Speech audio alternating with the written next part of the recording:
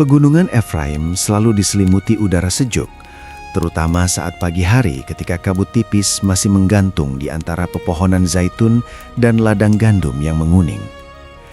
Di sanalah Elkana tinggal bersama keluarganya, di sebuah rumah sederhana yang terbuat dari batu-batu kasar dan atap jerami yang disusun rapi. Dari kejauhan, rumah itu tampak tenang, bahkan hangat. Namun di balik dinding-dindingnya tersimpan cerita yang tidak semua orang bisa melihat. Elkana adalah seorang pria yang dikenal baik dan soleh. Setiap tahun, tanpa pernah terlewat, ia membawa keluarganya pergi ke Silo untuk beribadah dan mempersembahkan korban kepada Tuhan. Di matanya, hidup bukan sekedar tentang bekerja di ladang atau menjaga ternak, tetapi tentang berjalan setia di hadapan Tuhan. Ia bukan orang kaya, tetapi cukup. Bukan orang berkuasa, tetapi dihormati. Dan di antara semua yang ia miliki, ada satu hal yang sangat ia kasihi, istrinya yang bernama Hana. Hana adalah perempuan yang lembut. Wajahnya tenang, sorot matanya dalam, seakan menyimpan banyak hal yang jarang ia ucapkan. Ketika ia berjalan, langkahnya ringan, namun di balik kelembutan itu ada beban yang berat. Beban yang tidak terlihat oleh mata, tetapi terasa oleh hatinya setiap hari. Ia mandul. Di zaman itu, kemandulan bukan sekedar kondisi tubuh. Ia adalah stigma, ia adalah aib, ia adalah luka yang terus dibuka oleh pandangan orang, oleh bisikan di pasar, oleh tanya yang tak pernah diucapkan, tetapi selalu terasa. Seorang perempuan tanpa anak sering dianggap kurang berkenan di hadapan Tuhan. Seakan-akan rahim yang tertutup adalah tanda penolakan ilahi. Dan Hana hidup dengan kenyataan itu setiap hari. Elkana mencintai Hana dengan sungguh-sungguh. Ia melihat kesetiaan istrinya, kelembutannya, dan iman yang tidak pernah pudar meski doa-doanya seolah menggantung di langit. Setiap pagi, ketika matahari mulai menyinari pegunungan, Elkana sering duduk di samping Hana, berbicara tentang hal-hal kecil, tentang panen, tentang cuaca, tentang rencana perjalanan ke Silo. Ia mencoba membuat Hana tersenyum, dan seringkali ia berhasil. Namun senyum itu cepat memudar ketika kesunyian kembali datang. Karena di rumah itu, Hana tidak sendirian. Ada Penina. Penina adalah istri kedua Elkana. Ia memiliki apa yang tidak dimiliki Hana. Anak-anak. Anak laki-laki dan perempuan yang berlarian di halaman rumah, tertawa, menangis, memanggil ibunya.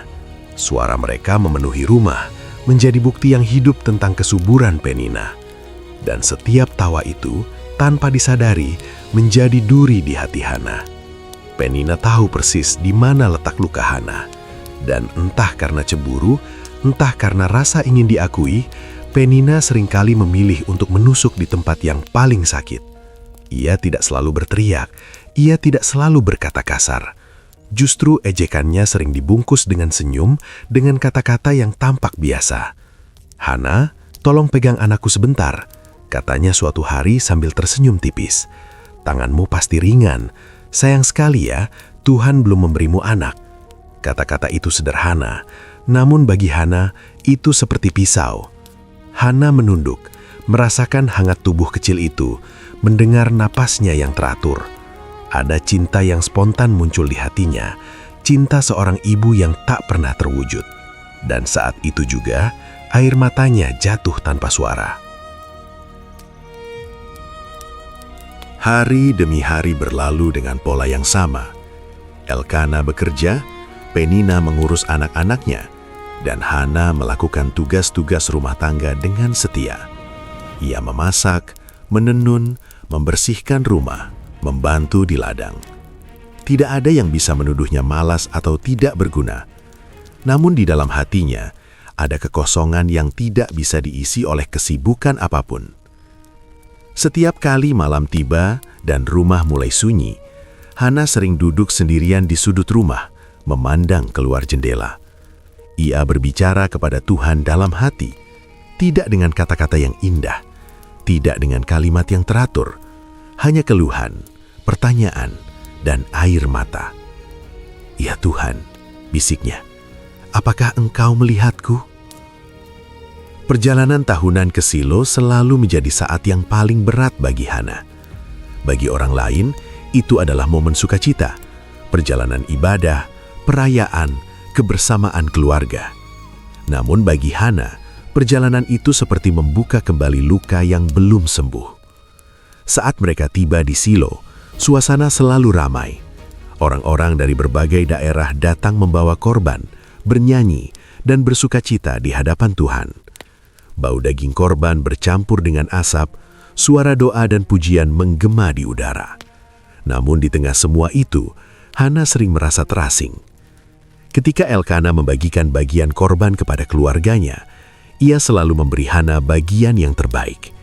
Ia memandang Hana dengan penuh kasih dan berkata, "Bukankah aku lebih baik bagimu daripada 10 anak?" Kata-kata itu tulus. Elkana benar-benar bermaksud menghibur. Namun Hana hanya tersenyum lemah. Ia menghargai kasih suaminya, tetapi ada kebutuhan di hatinya yang tidak bisa dipenuhi oleh cinta manusia, seberapa besar pun cinta itu. Penina, di sisi lain, melihat semua itu dengan mata tajam. Ia melihat perhatian Elkana kepada Hana. Ia melihat kasih yang tidak berkurang meski Hana tidak memberi keturunan. Dan itu membangkitkan api di hatinya. Maka di Silo, di tengah keramaian dan ibadah, Penina sering mendekat ke Hana dan berbisik, "Lihatlah anak-anakku, mereka akan mempersembahkan korban bagi Tuhan suatu hari nanti. Siapa yang akan mempersembahkan korban bagimu, Hana?" Hana tidak menjawab. Ia hanya menunduk, menahan tangis. Di hadapan tabut perjanjian, di tempat yang seharusnya menjadi sumber penghiburan, hatinya justru semakin hancur. Ia kehilangan selera makan. Setiap suapan terasa hambar. Setiap tawa terdengar jauh. Bahkan doa-doa orang lain seolah bergema tanpa menyentuh hatinya. Elkana memperhatikan itu semua. Suatu hari, ia mendekati Hana dengan wajah penuh kekhawatiran. "Hana, mengapa engkau menangis? Mengapa engkau tidak mau makan? Mengapa hatimu sedih?" Hana ingin menjawab. Ia ingin menjelaskan betapa sakitnya menjadi dirinya. Namun kata-kata itu tertahan di tenggorokannya. Bagaimana ia bisa menjelaskan kehampaan yang telah menjadi bagian dari hidupnya? Malam itu, ketika semua orang telah beristirahat, Hana tetap terjaga. Suara nafas anak-anak Penina terdengar dari sudut rumah. Ia menutup matanya, namun pikirannya terus berputar. Ia merasa kecil, tak berarti, seolah hidupnya berhenti di satu titik yang sama, sementara dunia terus bergerak. Namun, jauh di dalam hatinya ada sesuatu yang belum padam. Iman. Meskipun lelah, meskipun terluka, Hana tidak pernah berhenti percaya bahwa Tuhan mendengar. Ia mungkin tidak mengerti mengapa doanya belum diijabah. Ia mungkin tidak tahu kapan penantiannya akan berakhir. Tetapi di tengah bayang-bayang di rumah Elkana, Hana menyimpan satu keyakinan, bahwa Tuhan tidak pernah lalai. Dan di sanalah kisah ini benar-benar dimulai. Bukan di istana, bukan di medan perang, melainkan di hati seorang perempuan yang hancur, namun masih berani berharap.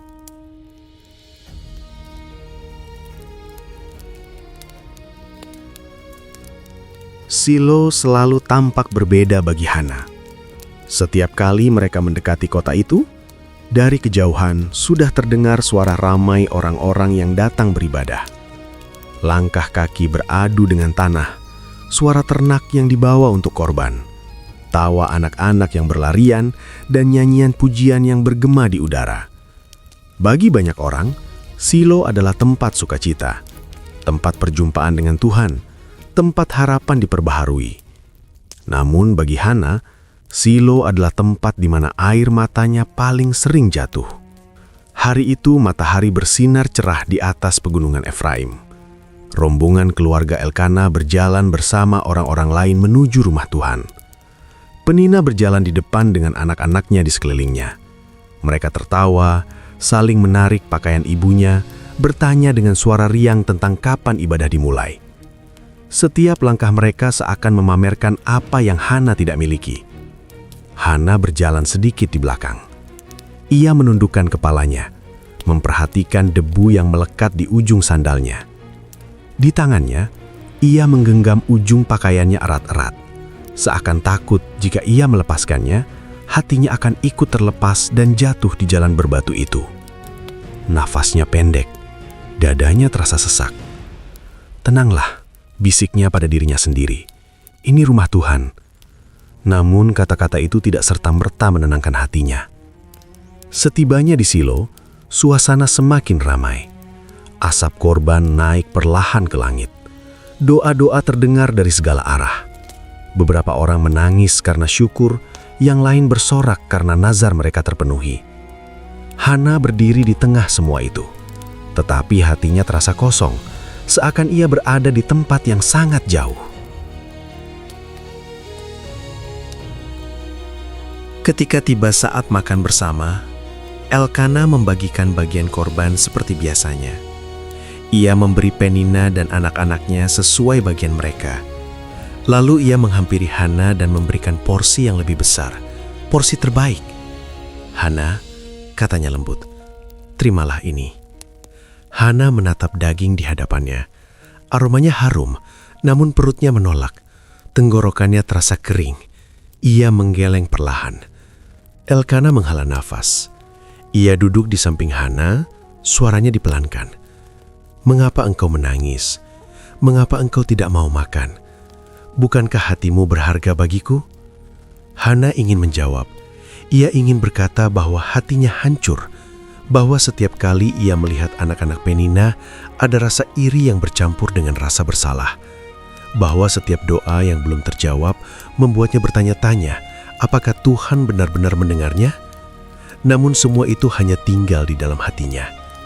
Ia bangkit perlahan dari tempat duduknya. Tanpa berkata apapun, Hana melangkah menjauh dari keramaian. Orang-orang mungkin mengira ia hanya mencari udara segar. Tidak ada yang tahu bahwa langkah itu adalah langkah seorang perempuan yang hampir tidak sanggup menanggung beban hidupnya lagi. Ia berjalan menuju pintu gerbang rumah Tuhan. Di sanalah suasana berubah. Keramaian mulai meredup. Suara tawa dan percakapan tertinggal di belakang. Di dekat pintu gerbang, hanya ada keheningan yang dalam. Obor-obor menyala pelan. Cahayanya menari di dinding-dinding batu. Udara terasa lebih dingin, lebih sunyi, seakan tempat itu memisahkan dunia luar dengan hadirat Tuhan. Hana berhenti. Kakinya terasa lemas. Ia bersandar pada salah satu tiang batu. Dadanya naik turun. Dan di sanalah semua pertahanan yang selama ini ia bangun runtuh. Air mata mengalir deras.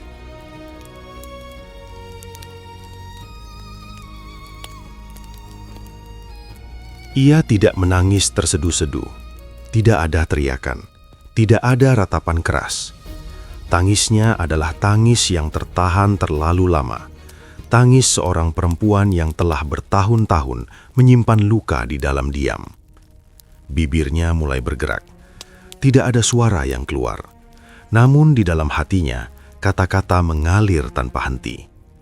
"Ya Tuhan semesta alam," doanya, "lihatlah kesengsaraan hamba-Mu." Ia menutup matanya. Seluruh ingatan pahit muncul satu persatu. Ejekan Penina, tatapan iba orang-orang, malam-malam panjang tanpa jawaban, doa-doa yang seolah berakhir di langit-langit rumahnya. "Jika engkau sungguh melihatku," lanjutnya, "jika engkau sungguh mengingat hamba-Mu, berikanlah kepadaku seorang anak laki-laki." Tangannya mengepal, tubuhnya bergetar. "Bukan untuk kemuliaanku," bisiknya dalam hati, "bukan agar aku dipuji orang, tetapi agar aib ini diangkat, agar hidupku tidak lagi kosong." Air matanya jatuh ke tanah. Tanah yang dingin itu menjadi saksi dari doa yang paling jujur yang pernah ia ucapkan. Namun doa Hana tidak berhenti di sana. Di tengah keheningan itu, sesuatu tumbuh di dalam hatinya. Sebuah keberanian yang lahir dari keputusasaan. Ia membuat sebuah janji. "Ya Tuhan," bisiknya, "jika Engkau memberiku seorang anak laki-laki, maka anak itu akan kuserahkan kembali kepadamu. Sepanjang hidupnya ia akan melayanimu, tidak akan pisau cukur menyentuh kepalanya. Hidupnya sepenuhnya milikmu. Janji itu bukan janji kecil, itu adalah penyerahan total. Hana tahu apa artinya. Ia tahu bahwa jika doanya dijawab, ia tidak akan memiliki anak itu sepenuhnya. Ia tahu bahwa kasih yang ia dambakan akan menuntut pengorbanan yang sangat besar. Namun di hadapan Tuhan, Hana tidak menawar.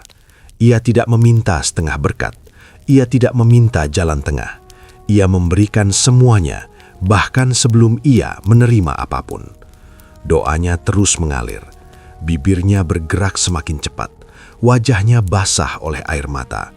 Tangannya terangkat sedikit, seolah meraih sesuatu yang tidak terlihat. Di kejauhan, seseorang memperhatikannya. Imam Eli duduk di kursinya, menjaga pintu rumah Tuhan seperti biasanya. Ia sudah melihat banyak orang datang dan pergi. Banyak doa dipanjatkan, banyak air mata tumpah. Namun pemandangan di hadapannya kali ini berbeda. Ia melihat seorang perempuan berdiri lama di pintu gerbang. Bibirnya bergerak, tetapi tidak ada suara. Matanya merah, wajahnya pucat, tubuhnya bergoyang pelan. Eli mengerutkan kening. Pengalamannya mengajarkan bahwa keadaan seperti itu seringkali menandakan sesuatu yang lain.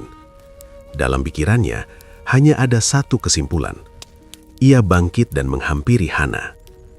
"Hai perempuan," katanya dengan suara tegas. "Sampai berapa lama engkau akan mabuk? Singkirkanlah anggur daripadamu." Kata-kata itu seperti petir di tengah keheningan. Hana terkejut. Ia membuka matanya dan menatap Eli. Untuk sesaat ia tidak mengerti.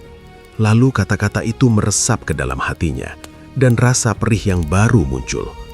Ia menggeleng cepat. Air matanya kembali jatuh.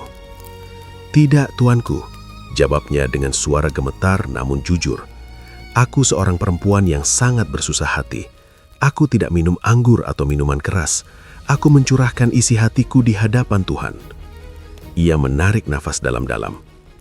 "Jangan anggap hambamu ini perempuan dursila. Karena banyaknya keluhan dan kegelisahanku, aku berbicara sampai sekarang." Kata-kata itu keluar dari hati yang paling dalam. Tidak ada kemarahan dalam suaranya. Hanya kejujuran, hanya kepedihan. Eli terdiam. Ia memandang Hana dengan cara yang berbeda sekarang. Ia melihat bukan seorang perempuan mabuk, melainkan seorang jiwa yang terluka. Seorang penyembah yang datang dengan hati remuk.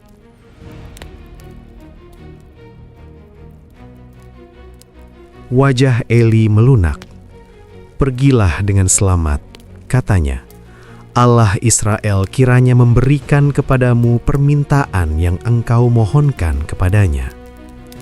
Kata-kata itu sederhana, namun bagi Hana, kata-kata itu seperti embun di tanah yang kering, seperti cahaya kecil di tengah malam panjang. Ia menunduk hormat. "Biarlah hambamu ini mendapat belas kasihan di hadapan tuanku." Hana berbalik dan melangkah pergi. Langkahnya kali ini berbeda. Ia tidak lagi berjalan dengan bahu terkulai. Nafasnya lebih teratur. Wajahnya masih basah oleh air mata, tetapi ada sesuatu yang baru di sana. Ketenangan. Ia kembali ke keluarganya. Untuk pertama kalinya setelah waktu yang lama, ia duduk dan makan. Ia mengangkat kepalanya. Ia tersenyum tipis. Penina memperhatikannya dengan heran.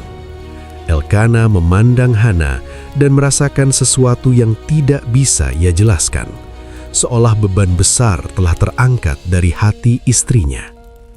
Malam itu, ketika mereka beristirahat, Hana berbaring dengan tenang. Ia tidak tahu bagaimana Tuhan akan menjawab doanya. Ia tidak tahu kapan. Ia tidak tahu dengan cara apa. Namun satu hal ia tahu. Ia telah menyerahkan segalanya kepada Tuhan. Dan untuk pertama kalinya, keheningan di hatinya tidak lagi pahit.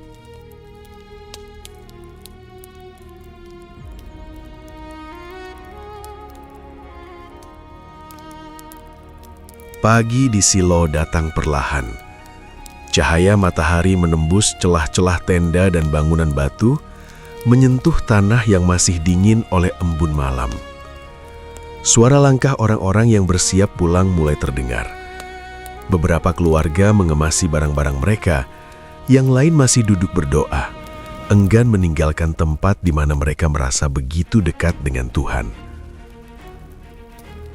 Hana terbangun dengan perasaan yang belum pernah ia rasakan sebelumnya. Hatinya masih lelah, matanya masih sembab, tetapi ada ketenangan yang lembut berdiam di dalam dirinya. Seolah badai besar yang selama ini mengamuk di dadanya telah mereda, digantikan oleh air yang tenang namun dalam. Ia duduk sejenak menatap ke depan. Kata-kata Imam Eli terus terngiang di telinganya. Allah Israel kiranya memberikan kepadamu permintaan yang engkau mohonkan kepadanya. Hana tidak menafsirkan kata-kata itu sebagai janji mutlak. Ia tahu Eli bukan Tuhan, namun ada kuasa dalam berkat itu. Kuasa yang menguatkan hatinya untuk percaya bukan pada hasil, tetapi pada Allah yang ia sembah. Ketika Hana melangkah keluar, ia melihat Eli kembali duduk di tempatnya. Wajah imam itu tampak letih. Usianya sudah lanjut, matanya mulai kabur, dan tubuhnya tidak lagi sekuat dahulu. Namun di balik keterbatasan itu, Eli tetaplah imam Tuhan, penjaga pintu rumahnya. Hana berhenti sejenak, memandangnya dari kejauhan. Ia teringat bagaimana kata-kata Eli semalam telah menusuk hatinya. Tuduhan mabuk itu sempat membuatnya terpukul. Namun kini, setelah semuanya berlalu, Hana tidak menyimpan kepahitan. Ia mengerti, di hadapan manusia, doa yang paling dalam seringkali disalahpahami. Karena penderitaan yang paling sunyi jarang bersuara.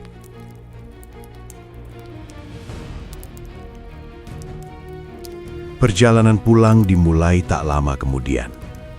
Elkana memimpin rombongan kecil keluarganya meninggalkan Silo. Jalanan berbatu kembali mereka tapaki, tetapi langkah Hana kini terasa lebih ringan.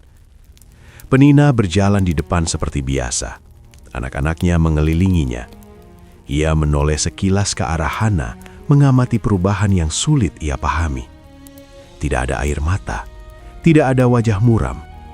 Hana tampak tenang, dan ketenangan itu mengganggu Penina. Di rumah, hari-hari kembali berjalan seperti sebelumnya. Rutinitas, pekerjaan, tanggung jawab. Namun bagi Hana, segalanya terasa berbeda. Ia tetap menenun kain, memasak, dan membersihkan rumah.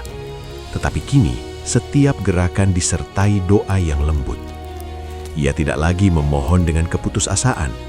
Ia menunggu dengan iman. Setiap pagi, Hana bangun lebih awal. Saat fajar mulai menyingsing di pegunungan Efraim, ia duduk sendirian di sudut rumah atau di halaman kecil di belakang, mengangkat hatinya kepada Tuhan.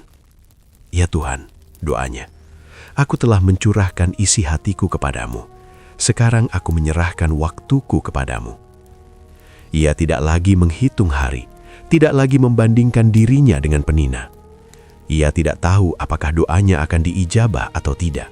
Namun ia tahu satu hal, ia telah mengikat jiwanya dengan sebuah nazar.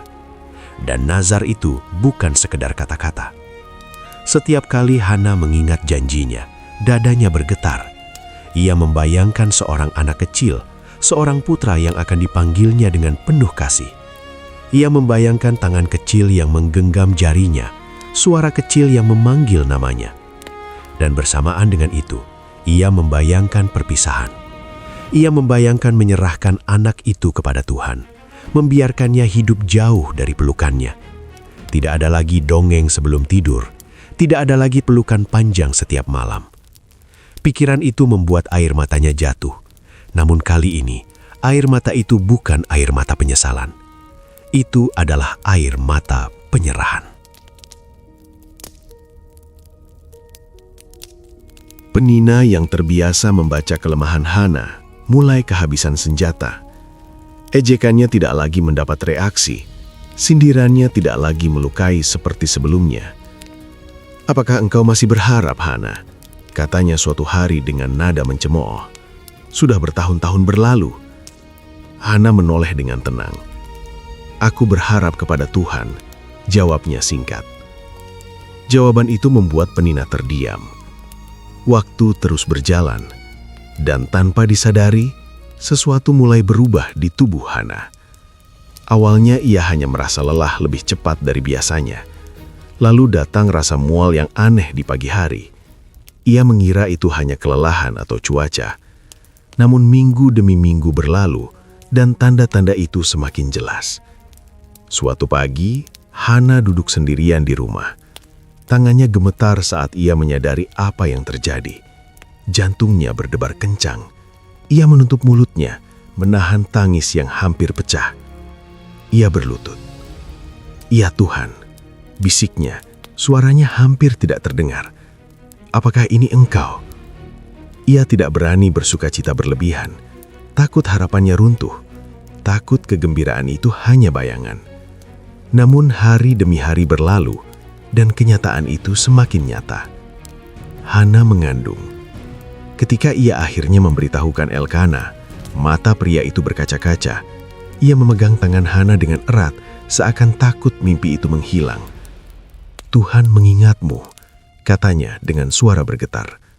Hana tersenyum, air mata mengalir di pipinya. Ia tidak pernah melupakan. Kabar itu cepat menyebar di rumah mereka. Penina mendengarnya. Wajahnya mengeras. Perasaannya bercampur antara iri, malu, dan takut. Anak-anaknya masih ada, tetapi kini Hana memiliki sesuatu yang selama ini ia dambakan. Namun Hana tidak membalas dengan kesombongan. Ia tidak memamerkan kebahagiaannya. Ia menjaga hatinya, menyimpan sukacita itu di hadapan Tuhan. Masa kehamilan Hana dilalui dengan doa dan syukur. Setiap gerakan kecil di rahimnya menjadi pengingat akan janji Tuhan, namun juga menjadi pengingat akan janjinya sendiri. Setiap malam, Hana meletakkan tangannya di perutnya dan berdoa. "Anakku," bisiknya pelan, "engkau milik Tuhan sebelum engkau milikku."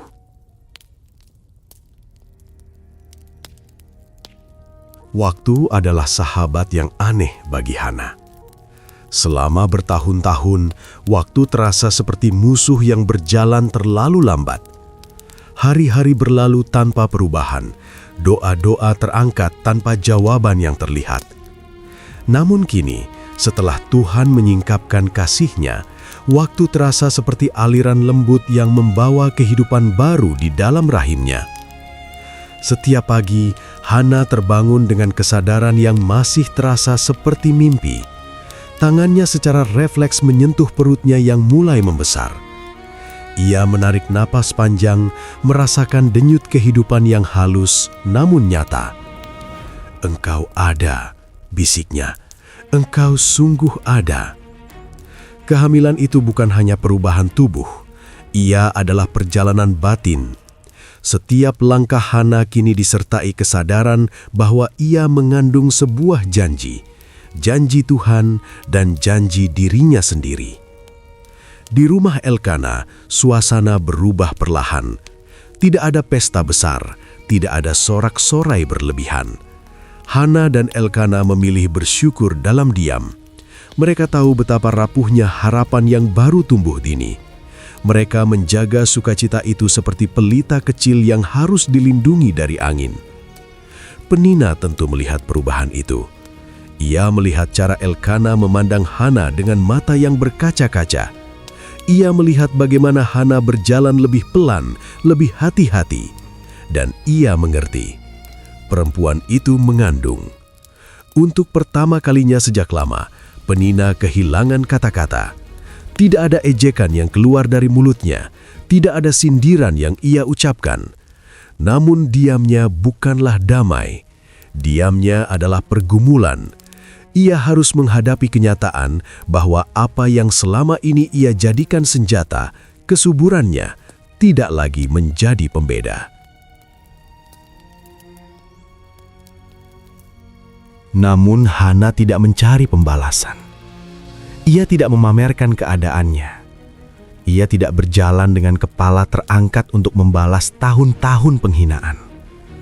Ia memilih berjalan dengan rendah hati, seolah ingin berkata bahwa mujizat ini bukan miliknya untuk dibanggakan. Hari demi hari berlalu, musim berganti. Hujan turun membasahi ladang, lalu berhenti, digantikan matahari yang hangat. Gandum tumbuh, lalu dipanen. Waktu bergerak, dan kehidupan di dalam rahim Hana tumbuh bersamanya. Setiap malam, Hana berdoa. Ia tidak lagi memohon, ia mengucap syukur. "Terima kasih ya Tuhan," katanya dengan suara pelan saat rumah sudah sunyi. "Engkau mengingat hamba-Mu." Kata mengingat itu memiliki makna yang dalam bagi Hana. Bukan karena Tuhan pernah lupa, tetapi karena kini ia merasakan secara nyata bahwa Tuhan bertindak. Saat waktu melahirkan semakin dekat, ketenangan Hana justru semakin dalam. Ia tahu rasa sakit akan datang. Ia tahu tubuhnya akan diuji.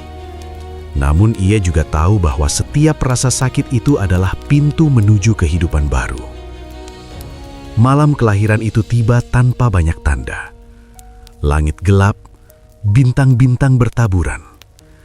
Angin malam bertiup pelan menyusuri pegunungan Efraim. Di dalam rumah Elkana, lampu-lampu dinyalakan. Beberapa perempuan berkumpul, siap membantu. Hana menahan rasa nyeri yang datang bergelombang. Nafasnya terengah, keringat membasahi wajahnya. Tangannya menggenggam kain dengan kuat. Namun di tengah rasa sakit itu, bibirnya bergerak. Ia berdoa. Bukan doa yang panjang, bukan doa yang tersusun rapi. Hanya panggilan nama Tuhan, diulang berkali-kali. Seperti seorang anak memanggil ayahnya di tengah kegelapan.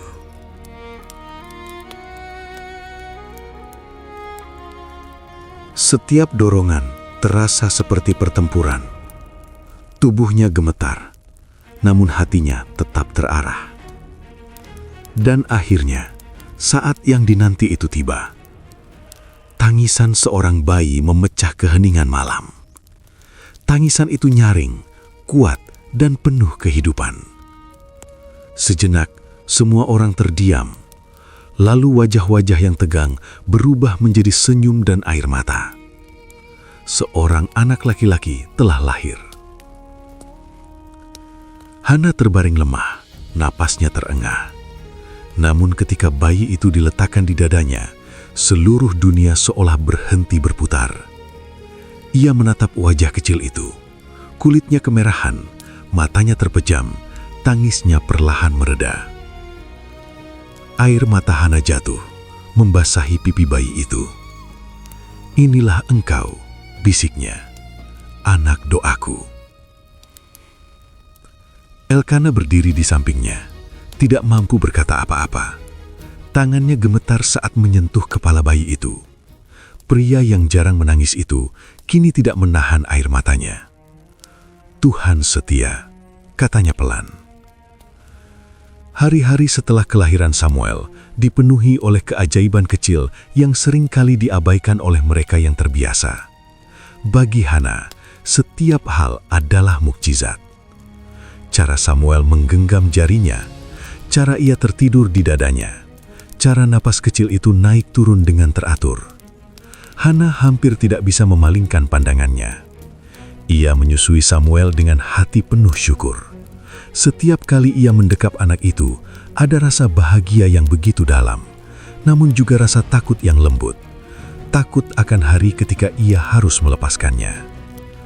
Namun Hana tidak membiarkan ketakutan itu merusak sukacita hari ini. Ia memilih hadir sepenuhnya.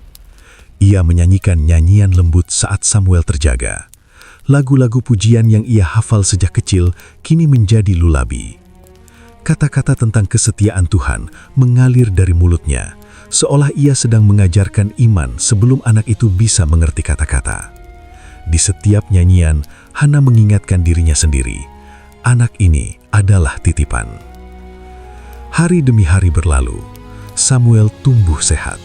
Tangisnya kuat, senyumnya mulai muncul. Setiap perkembangan kecil menjadi sumber kegembiraan yang tak terucapkan. Namun Hana juga menyimpan sesuatu di hatinya. Ia belum pergi ke Silo.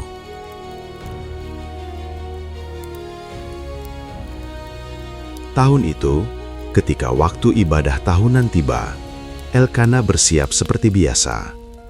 Namun Hana mendekatinya dengan wajah serius namun damai. "Pergilah engkau dan seisi rumahmu," katanya. "Aku tidak akan pergi sampai anak itu disapih. Kemudian aku akan membawanya supaya ia menghadap hadirat Tuhan dan tinggal di sana untuk selamanya."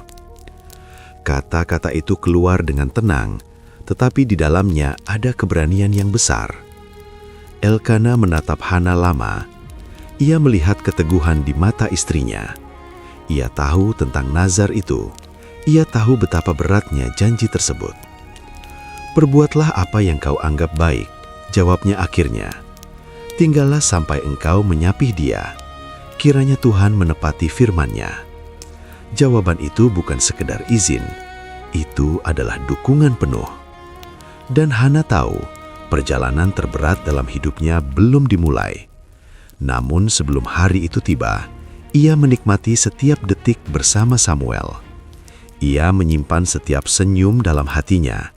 Ia mengukir setiap kenangan dalam doanya.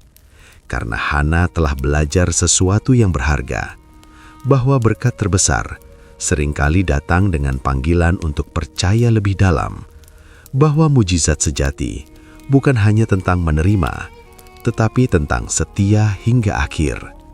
Dan di suatu malam yang sunyi, saat Samuel tertidur di pelukannya, Hana memandang ke langit yang gelap melalui celah atap rumahnya. "Engkau mengingatku," katanya pelan, "dan aku tidak akan melupakan janji ini."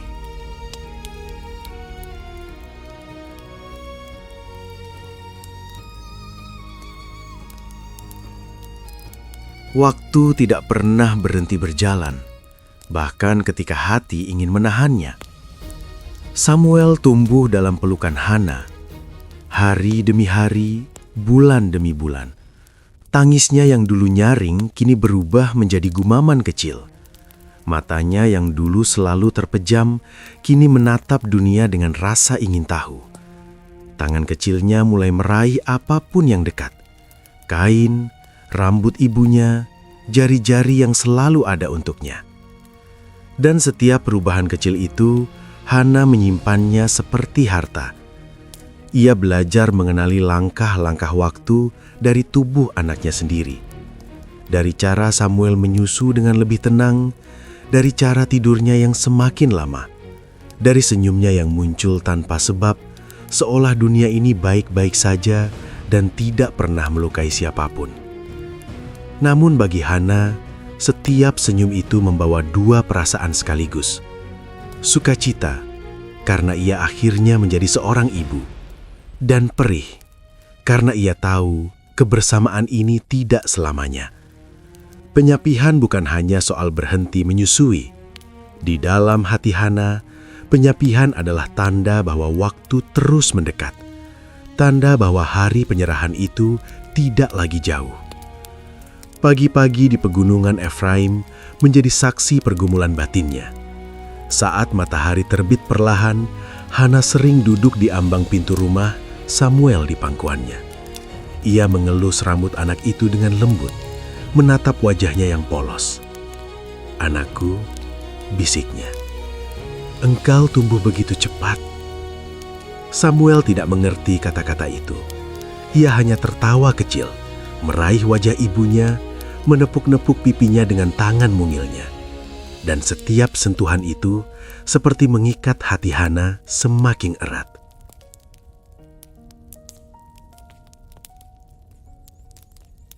Ada hari-hari ketika Hana merasa kuat.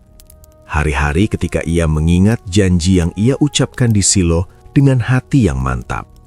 Ia berkata pada dirinya sendiri bahwa Tuhan setia, bahwa janji itu adalah bentuk iman, bukan kehilangan. Namun, ada juga malam-malam ketika kekuatan itu runtuh. Malam-malam sunyi ketika Samuel tertidur di pelukannya. Napas kecilnya teratur, hangat tubuhnya menenangkan. Hana menatap wajah itu dalam gelap, dan air matanya jatuh tanpa suara. "Bagaimana aku bisa menyerahkanmu?" bisiknya lirih. "Bagaimana aku bisa melepaskan sesuatu yang begitu lama aku nantikan?" Pertanyaan itu tidak pernah ia ucapkan kepada siapapun, bahkan kepada Elkana. Itu adalah pergumulan yang ia simpan antara dirinya dan Tuhan. Elkana melihat perubahan itu. Ia melihat Hana lebih sering terdiam, lebih sering memandang Samuel dengan tatapan yang sulit ia artikan. Namun Elkana tidak mendesak. Ia tahu bahwa istrinya sedang berperang dengan sesuatu yang tidak bisa ia selesaikan dengan kata-kata. Suatu malam, ketika api perapian mulai meredup dan Samuel telah terlelap, Elkana duduk di samping Hana. "Engkau memikirkannya lagi," katanya pelan. Hana mengangguk. Ia tidak menyangkal, tidak ada gunanya. "Aku tahu," lanjut Elkana. "Janji itu berat." Hana menoleh, matanya berkaca-kaca. "Aku yang mengucapkannya," katanya, "dan aku tidak menyesal, tetapi aku juga manusia." Elkana menggenggam tangannya. "Tuhan yang memberimu anak ini juga yang akan memelihara hatimu." Kata-kata itu tidak menghapus rasa sakit, tetapi memberi ruang bagi Hana untuk bernapas.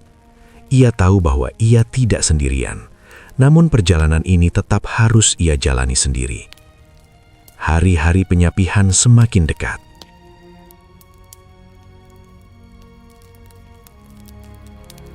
Hana mulai mengurangi waktu menyusui. Samuel kadang menangis, mencari kenyamanan yang biasa ia dapatkan. Setiap tangisan itu seperti jarum kecil yang menusuk hati Hana. Namun ia tetap melakukannya, pelan-pelan dengan doa di setiap langkah.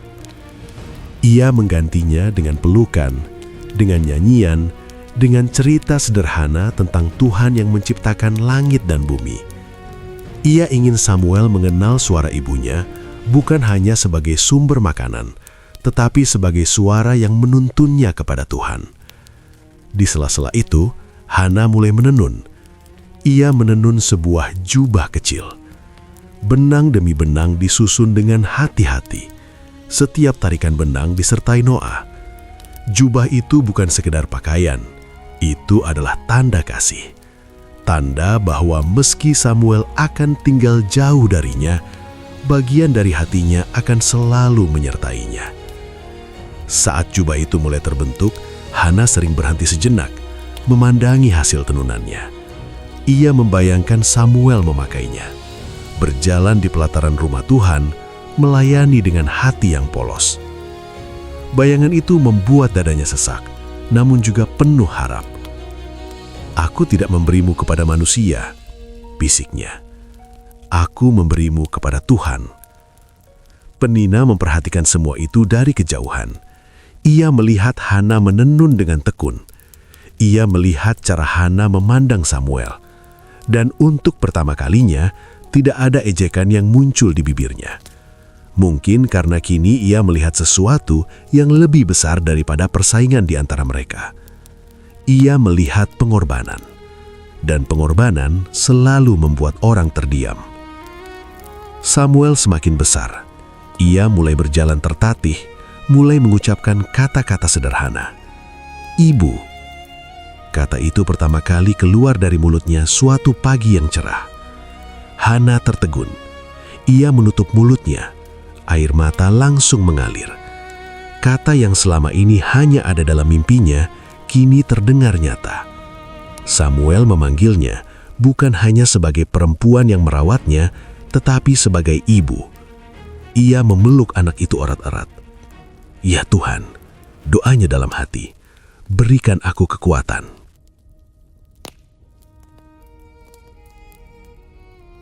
Setiap hari setelah itu terasa semakin berharga. Hana menyimpan kenangan seperti orang yang tahu bahwa waktu hampir habis. Ia menghafal suara Samuel saat tertawa. Ia menghafal caranya tertidur. Ia menghafal segalanya. Dan di tengah semua itu, ia tidak berhenti berdoa. Bukan agar waktu diperlambat, bukan agar janji dibatalkan, melainkan agar hatinya diselaraskan dengan kehendak Tuhan. Akhirnya hari itu tiba. Samuel telah disapih. Ia tidak lagi bergantung pada ibunya seperti dulu. Ia sudah bisa berjalan dengan lebih mantap. Matanya penuh rasa ingin tahu. Dunia terbentang luas di hadapannya, dan ia tidak tahu bahwa sebentar lagi dunianya akan berubah. Hana duduk bersama Elkana di malam sebelum perjalanan ke Silo. Ia tidak menangis. Air matanya telah habis beberapa hari sebelumnya. Kini yang tersisa adalah ketenangan yang lahir dari keputusan yang telah diambil berkali-kali di hadapan Tuhan. "Besok," katanya pelan, "kita akan pergi." Elkana mengangguk. "Aku akan berjalan bersamamu." Hana menatap Samuel yang tertidur di dekat mereka. Dadanya terasa berat, tetapi hatinya mantap. Ia mengerti sekarang bahwa kasih sejati tidak selalu berarti memegang erat. Kadang kasih berarti melepaskan dengan iman. Malam itu, Hana berlutut di samping tempat tidur Samuel. Ia meletakkan tangannya di kepala anak itu dan berdoa. "Ya Tuhan," bisiknya, "Engkau yang memberi, Engkau juga yang memelihara. Ambillah hidup anak ini sesuai kehendak-Mu." Dan untuk pertama kalinya, saat ia mengucapkan doa itu, tidak ada ketakutan yang menyertainya. Hanya iman.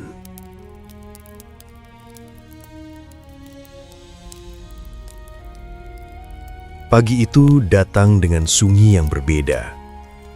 Udara di pegunungan Efraim terasa lebih dingin dari biasanya. Atau mungkin itu hanya perasaan Hana. Kabut tipis menyelimuti jalan setapak di depan rumah mereka, seakan alam pun ikut menahan napas. Hari yang telah lama ia persiapkan, akhirnya tiba. Hari penyerahan. Hana bangun sebelum fajar. Ia tidak dibangunkan oleh tangisan Samuel, tetapi oleh kesadaran yang berat dan jelas di dalam hatinya. Ia duduk di tepi tempat tidur, menutup matanya sejenak, lalu menarik napas panjang. "Ini hari itu," bisiknya. Samuel masih tertidur pulas. Wajah kecilnya damai, seolah dunia tidak menyimpan perpisahan. Hana menatapnya lama, menghafal setiap lekuk wajahnya. Alisnya yang halus, bulu matanya yang panjang, napasnya yang teratur. Ia tidak ingin melupakan apapun. Dengan hati-hati, Hana mengangkat Samuel dari tempat tidurnya. Anak itu menggeliat sedikit, lalu kembali tenang di pelukannya. Hangat tubuhnya terasa begitu akrab, begitu rumah. Di dapur, Hana menyiapkan bekal perjalanan. Seekor lembu muda, tepung, dan anggur, persembahan yang layak bagi Tuhan.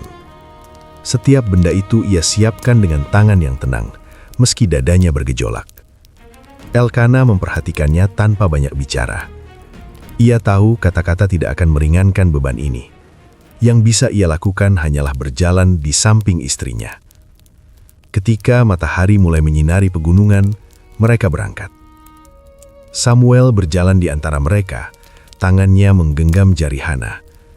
Ia tertawa kecil saat kakinya tersandung batu kecil di jalan. Bagi Samuel, ini hanyalah perjalanan biasa. Ia tidak tahu bahwa langkah-langkah kecil itu sedang membawanya menuju takdir yang besar. Bagi Hana, setiap langkah adalah doa. Jalan menuju Silo terasa lebih panjang dari sebelumnya. Hana memperhatikan setiap sudut, pohon zaitun, batu-batu besar, ladang gandum. Seolah ia ingin mengingat dunia yang selama ini menjadi tempat Samuel tumbuh dalam pelukannya. Ketika mereka mendekati Silo, suara ramai kembali terdengar. Orang-orang datang dan pergi, membawa korban, berbicara, tertawa. Rumah Tuhan berdiri megah di hadapan mereka, sama seperti bertahun-tahun lalu. Namun, Hana bukan perempuan yang sama. Dulu ia datang dengan hati hancur, dengan doa tanpa suara, dengan janji yang lahir dari keputusasaan. Kini, ia datang dengan anak di sampingnya, jawaban Tuhan yang hidup, dan dengan janji yang harus ia genapi. Mereka masuk ke pelataran rumah Tuhan. Hana berhenti sejenak. Ia menatap tabut perjanjian dari kejauhan. Tempat itulah ia pernah menangis dalam diam. Tempat itulah bibirnya bergerak tanpa suara. Tempat itulah hidupnya berubah selamanya. Samuel menarik tangannya. "Ibu," katanya polos, "ini rumah Tuhan?" Hana menyenyum lembut. "Ya, Nak." Samuel memandang sekeliling dengan mata berbinar. "Aku suka di sini." Kata-kata itu menembus hati Hana seperti pisau yang lembut namun tajam. Ia menunduk, memeluk anak itu sejenak lebih lama dari yang diperlukan. "Elkana," katanya pelan, "aku siap."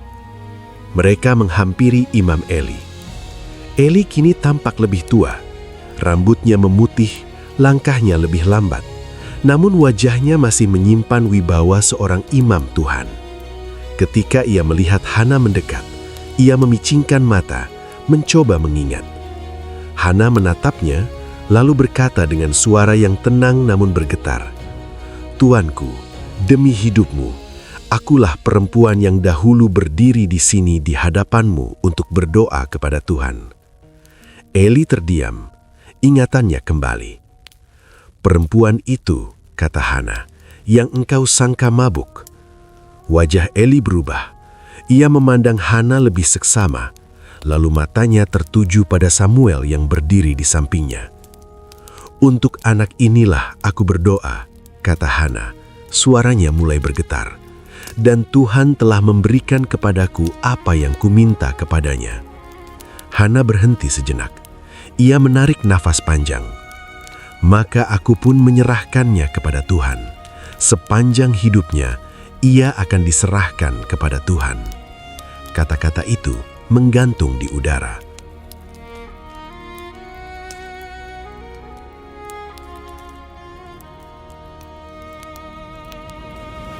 Eli menatap Hana, lalu Samuel, lalu kembali ke Hana. Ia melihat air mata di mata perempuan itu, namun juga melihat keteguhan yang jarang ia temui. Ia mengangguk perlahan. "Kiranya Tuhan menguatkanmu," katanya. Hana berlutut. Ia memanggil Samuel mendekat. Anak itu menatap ibunya dengan wajah bingung, tidak sepenuhnya mengerti apa yang terjadi. Hana merapikan pakaiannya, mengelus rambutnya, lalu menyematkan jubah kecil yang ia tenun sendiri. Jubah itu pas di tubuh Samuel. Ia memegang wajah anak itu dengan kedua tangannya. Matanya berkaca-kaca, tetapi suaranya tetap lembut. "Samuel," katanya, "engkau milik Tuhan." Samuel menatap ibunya. Ia tidak sepenuhnya mengerti arti kata-kata itu, tetapi ia merasakan keseriusan dalam suara ibunya. Ia mengangguk kecil. Hana memeluknya. Pelukan itu lama, sangat lama, seakan ia ingin menanamkan seluruh kasihnya ke dalam ingatan anak itu. Nafasnya bergetar, tubuhnya gemetar, namun ia tidak menarik Samuel kembali. Akhirnya, ia melepaskan. Ia berdiri perlahan, mundur satu langkah, lalu dua langkah. Samuel kini berdiri di dekat Imam Eli. Dunia kecilnya telah berpindah. Hana menoleh sebentar. Jika ia menatap terlalu lama, ia tahu kakinya akan goyah. Ia memejamkan mata, menyerahkan momen itu sepenuhnya kepada Tuhan. Elkana meletakkan tangannya di bahu Hana, menopangnya saat tubuhnya hampir runtuh. Bersama-sama, mereka mempersembahkan korban kepada Tuhan. Api menyala, asap naik ke langit. Dan di tengah bau korban dan doa-doa, Hana berdiri dengan hati yang hancur namun utuh. Ia telah memberikan yang paling berharga. Saat mereka berbalik untuk pergi, Samuel memanggil, "Ibu." Hana berhenti. Jantungnya hampir berhenti berdetak. Ia menoleh. Samuel tersenyum kecil. Tidak ada air mata di wajahnya, hanya senyum polos seorang anak yang percaya. Hana tersenyum kembali, Meski air mata mengalir deras, ia mengangkat tangannya, melambai pelan. Langkahnya berat saat meninggalkan Silo. Setiap langkah terasa seperti menarik bagian dari jiwanya sendiri. Namun di tengah rasa kehilangan itu, ada damai yang tidak bisa dijelaskan. Ia telah setia, dan di hadapan Tuhan, kesetiaan selalu berbuah. Saat mereka menjauh dari Silo, Hana berhenti sejenak di jalan. Ia menoleh ke langit, lalu berlutut di tanah. "Terima kasih," bisiknya. "Engkau layak menerima segalanya." Dan di sanalah, di tanah yang sama tempat air matanya pernah jatuh karena keputusasaan, kini jatuh air mata yang berbeda. Air mata penyerahan, air mata iman, dan air mata kemenangan yang sunyi.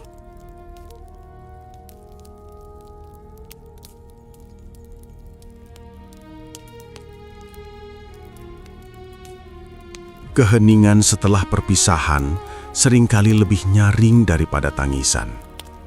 Perjalanan pulang dari Silo terasa sunyi. Jalan berbatu yang sama kini terasa berbeda. Tidak ada langkah kecil Samuel di samping Hana. Tidak ada suara tawa polos yang biasa menemani perjalanan. Yang ada hanyalah angin pegunungan dan bunyi sandal yang menyentuh tanah, satu demi satu. Namun anehnya, hati Hana tidak kosong. Ia terluka, ya. Ia merindukan, tentu. Tetapi di balik semua itu, ada sesuatu yang lebih dalam. Damai yang tidak bisa dijelaskan oleh keadaan. Damai karena ia tahu, ia telah taat.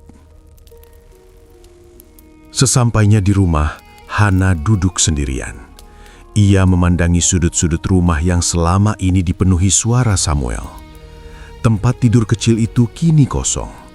Kain-kain kecil yang dulu ia lipat dengan penuh kasih, kini tersimpan rapi. Air matanya jatuh. Namun bukan air mata putus asa. Ia menangis karena kasih, bukan karena kehilangan. Karena menyerahkan tidak berarti berhenti mengasihi. Malam itu, Hana tidak tidur lama. Hatinya penuh, bukan dengan kesedihan, tetapi dengan kata-kata yang ingin keluar. Ia merasa ada nyanyian yang mendesak dari dalam jiwanya. Nyanyian yang lahir bukan dari keadaan, melainkan dari pengenalan akan Tuhan. Ia bangkit, duduk, dan mengangkat wajahnya ke langit yang gelap. Lalu ia mulai bernyanyi. Bukan dengan nada yang dilatih, bukan dengan irama yang sempurna, tetapi dengan jiwa yang penuh syukur. "Hatiku bersukacita karena Tuhan," bisiknya. "Tanduk kekuatanku ditinggikan oleh Allahku." Nyanyian itu mengalir. Ia bernyanyi tentang Tuhan yang merendahkan orang sombong dan meninggikan orang yang rendah. Tentang Tuhan yang memberi kehidupan dan juga yang menutup rahim.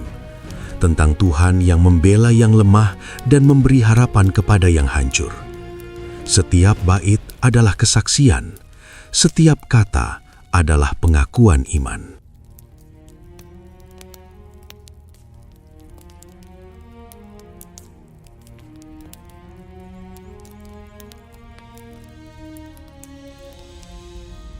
Hana bernyanyi bukan karena segalanya mudah, tetapi karena ia telah melihat siapa Tuhan itu. Ia tahu sekarang, Tuhan bukan hanya pemberi berkat, tetapi juga penjaga janji. Tuhan bukan hanya yang menjawab doa, tetapi yang membentuk jiwa melalui penantian. Nyanyian Hana bukan sekadar pujian pribadi. Itu adalah pernyataan iman yang melampaui dirinya. Kata-katanya akan diingat, diulang, dan diwariskan. Karena dari rahim yang dulu tertutup, kini lahir bukan hanya seorang anak, tetapi sebuah kesaksian bagi generasi. Sementara itu, di Silo, Samuel tumbuh. Ia masih kecil, tangannya masih mungil. Namun hari-harinya kini dipenuhi hal-hal yang kudus. Ia melihat Imam Eli melayani. Ia mendengar doa-doa yang dinaikkan setiap hari. Ia belajar bahwa hidup bukan tentang memiliki, tetapi tentang melayani. Eli memperhatikan Samuel dengan saksama. Anak itu berbeda. Ada ketenangan dalam matanya. Ada kepekaan dalam caranya mendengar. Ia tidak gaduh, ia tidak ceroboh. Seolah sejak kecil jiwanya telah disiapkan untuk sesuatu yang besar. Samuel sering bertanya tentang Tuhan, tentang ibadah, tentang makna korban. Dan Eli menjawab sebisanya, meski ia sendiri tahu bahwa suatu hari nanti anak ini akan melampaui dirinya. Setiap tahun, Hana datang ke Silo. Ia tidak datang dengan tangan kosong. Setiap kali ia tiba, ia membawa jubah kecil yang baru, lebih besar dari yang sebelumnya. Jubah itu adalah tanda kasih yang tidak pernah terputus. Ketika Hana melihat Samuel mengenakan jubah itu, hatinya penuh. Ia tidak memeluknya lama. Ia tidak menangis di hadapannya. Ia memilih tersenyum agar Samuel tahu bahwa ibunya baik-baik saja. Namun setiap kali ia berbalik untuk pulang, ia berdoa dalam diam.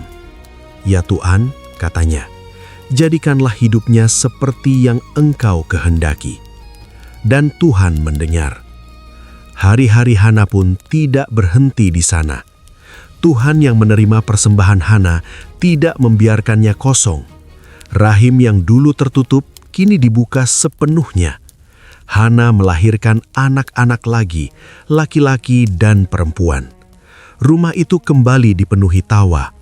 Namun tidak ada satupun anak yang menggantikan Samuel. Mereka tidak dimaksudkan untuk itu. Setiap anak adalah berkat yang unik, dan Hana mengasihi mereka semua dengan penuh. Ia mengerti sekarang, ketika ia menyerahkan yang paling berharga, Tuhan tidak mengambil segalanya. Tuhan justru memperluas hidupnya.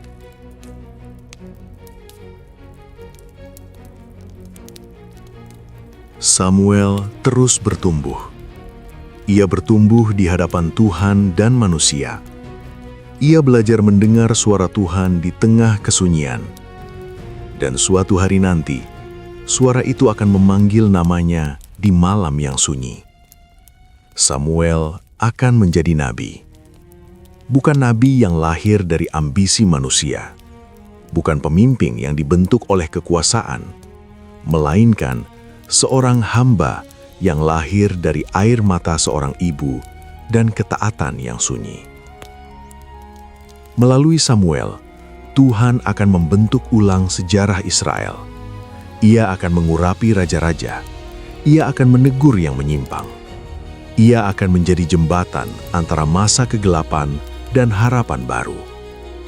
Dan semua itu dimulai dari seorang perempuan yang berani berdoa dengan jujur.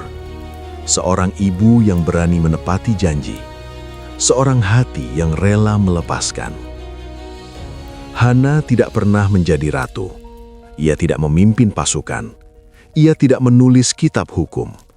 Namun, warisannya jauh melampaui itu. Ia mengajarkan bahwa iman sejati tidak diukur dari seberapa banyak yang kita terima, tetapi dari seberapa dalam kita percaya saat diminta menyerahkan. Ia mengajarkan bahwa doa yang paling kuat seringkali diucapkan tanpa suara, bahwa janji yang paling mahal seringkali lahir dari air mata, dan bahwa Tuhan tidak pernah menyia-nyiakan iman yang tulus. Di akhir hidupnya, Hana tetap dikenal bukan karena kesuburannya, tetapi karena ketaatannya, bukan karena anak-anaknya yang banyak, tetapi karena satu anak yang ia serahkan. Dan hingga hari ini, kisahnya terus bergema. Kisah tentang seorang perempuan yang datang kepada Tuhan dengan hati hancur dan pulang dengan nyanyian. Kisah tentang janji yang ditepati dan berkat yang melimpah. Kisah tentang air mata yang tidak pernah jatuh sia-sia. Karena di balik setiap air mata yang dipersembahkan dengan iman, selalu ada Tuhan yang setia menepati janjinya.